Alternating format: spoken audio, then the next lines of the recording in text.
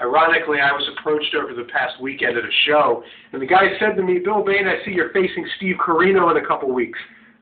Matter of fact, I am, I said to him. And he said, "Well, you know, it's ironic because you remind me of a young Steve Corino."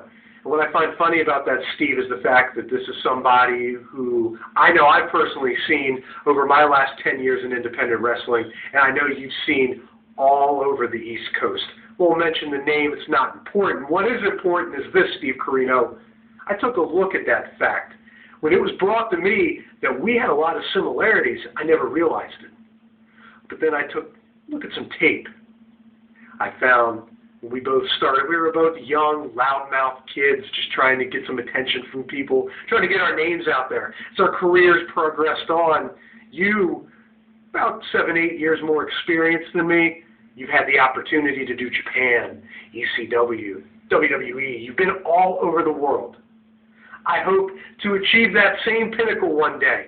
But I noticed the one thing that you and I share the most is the fact that we will say anything to anyone whenever we want.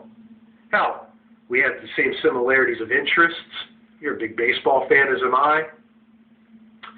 I've had the pleasure of working for Vince McMahon, as have you. Steve Corino, we share the same birthday. That's how similar we are in the eeriest of ways. But you see, Steve, there is one huge difference between yourself and me. That fact is, on December the 14th, at the War Memorial in Shepherdstown, West Virginia, Steve Corino, the difference is this. I'm leaving the winner.